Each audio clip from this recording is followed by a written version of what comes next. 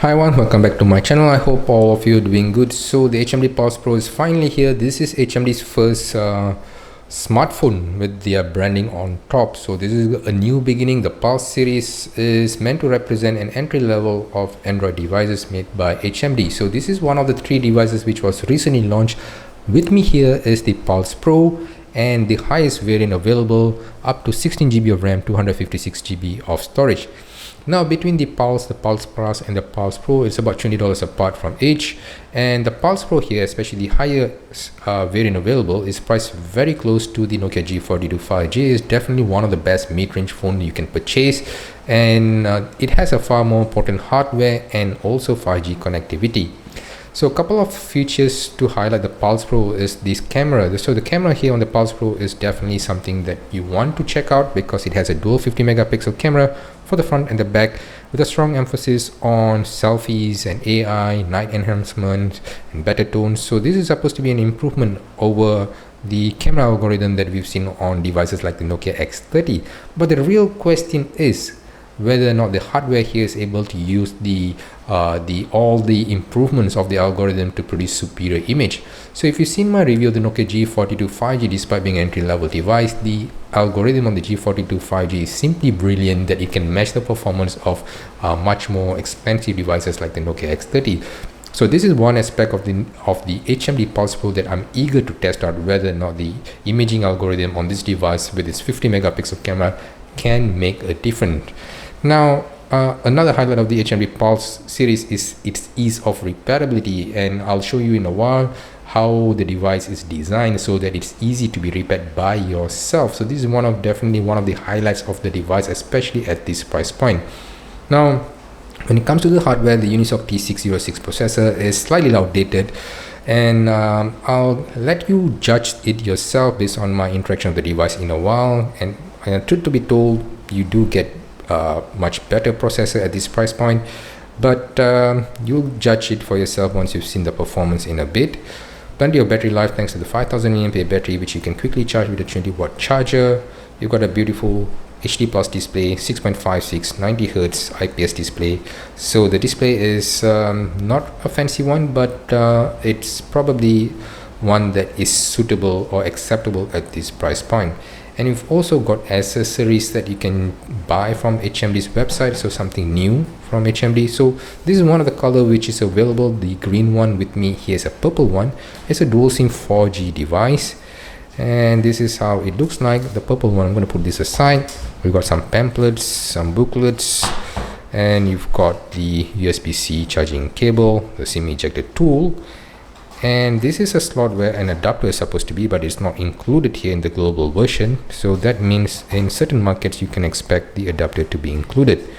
Now HMD Global has done something good. They've included a case as well as a screen protector. So the screen protector is basically underneath the sticker here, so you need to peel off the sticker gently in order to retain the screen protector on, but I'm not going to do that. I'm just going to remove the entire thing here because it's easier that way. And also I'm going to remove the crystal case here so that we can enjoy the beautiful design of HMD's Pulse Pro. Now the Pulse Pro is definitely a beautiful device, definitely something that will get the looks on. Really looks beautiful, the purple color. You don't get to see this color very often in the market, but you can see how glossy it is on the back. It's made of plastic. The frame is more matte, and then you've got this 6.56 inch LCD display up front. Now what's interesting here is definitely the way the device is designed, where it looks like the display and the back panels are sandwiched to the main frame, and this might explain its ease of repairability. So I'm going to boot up this device here, and as you can see, this is how the new boot up logo is, something that I was taken aback when I first booted up this device with the HMD logo, having been accustomed to Nokia logo in the past. And the other surprise is about to come up soon. This is the boot up tone, something that I was really surprised when I first heard it. So it looks like we're going to miss the Nokia boot up tone. So one thing beautifully done here is how they've meshed the wallpaper to the color of the device, so something really interesting there. And let's take a look in the device itself. I would say that the display is brilliant. This is a 6.56 inch IPS LCD display capable of up to 600 nits of brightness, and it has an adaptive 90Hz refresh rate, something which is quite common at this price point. The display is beautiful. I would say it is clear, crisp, and acceptable at this price point. So if you've not noticed yet, these are icons which are unique to the new HMD devices. So if you go to icon style, and then you will see new HMD icons. So you can also revert back to the plain vanilla one if you want to, but we'll keep it at HMD's icon for now. So it's pretty much stock Android experience other than the Facebook app, which was bundled together. So let's see if we can actually remove it. So there seems to be no way of removing the app, but you can disable it. So that's something to be taken note of. Now, as I've said earlier, this is the highest variant available with 8 GB of RAM, which is expandable up to 16 GB in total, and has 256 GB of storage. So with the 16 GB of RAM activated, you have about 236 GB of free storage available at your disposal. So plenty of storage for this device. Now, once I got this device, the HMD Pulse Pro, you can see the details of the device here. Android 14, model TA1595, CPU T606, dual 50 megapixel camera for the front and the back. So pretty much beautifully laid out details. It runs on the latest Android 14 with a much security update. So it recently did actually get an update which actually has a newer camera algorithm on board. So the camera test is something that is coming up. I'm going to do a detailed camera comparison for a later video, but this is how the layout is. Now you can see from my interaction, it is something that quite acceptable for this processor. It seems to be that the Android 14 here is quite optimized in terms of launching the apps. Everything seems to be snappy. There's no hiccup or delay in that, so you won't really feel that performance is sluggish. But truth to be told, once you go into application that requires the processor or the graphic intense gaming, then definitely that is where you will notice. But at this price point, this is not really the intention of the device. This is something that is not going to break your bank, at the same time give you a pleasant, smooth experience. So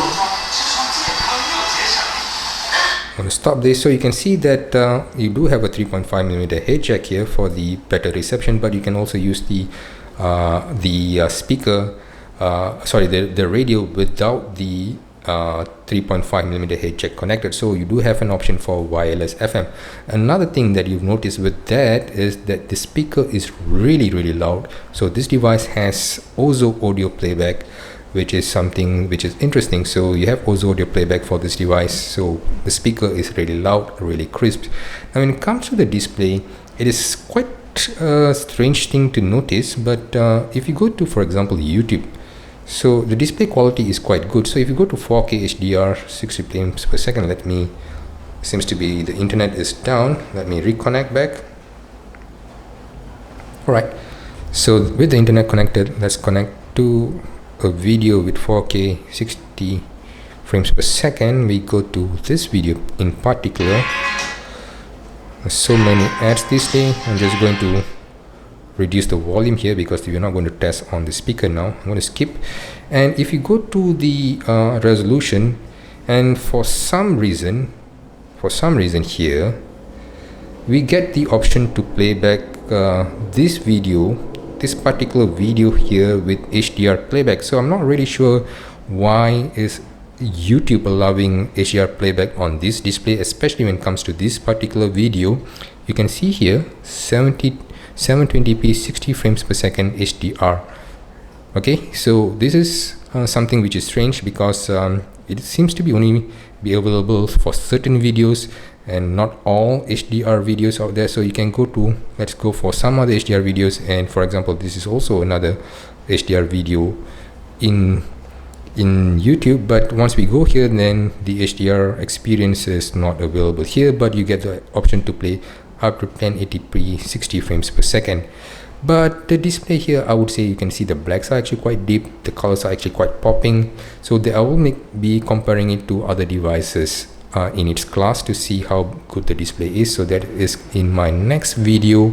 So pretty much this is how the device is. Really smooth experience all around. It looks like the Android 14 is well polished for the processor. I don't feel any hiccups with this, and it's probably thanks to the 16 GB of expanded RAM that I have here.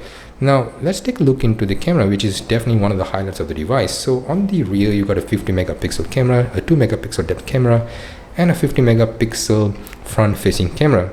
So this is how the layout is. It's quite similar to what we expect from HMD. In the past we've seen a similar layout with their Nokia branded device. So you do have options for slow motion here. You've got video, and as you can see here, you can shoot at 1080p 30 frames per second, so there is no 60 frames per second options here, and you don't have options for stabilization even at 720p. So this is some hardware limitation.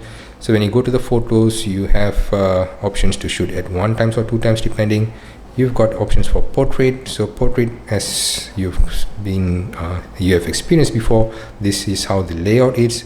And then you've got night algorithm. For the night algorithm, you have the tripod option as well as the standard night mode, no dark vision here. So, and you also have options to flash shot. So when it comes to the front facing camera, for example, then you have much more important things here, especially when it comes to the AI enhancement and whatnot. So this is something that you will experience with the front facing camera. So with the front facing camera, what you get to experience is a new AI algorithm for the skin tone and details, as well as a few gesture based action where you can actually use a few gestures to snap your images with the built-in timer.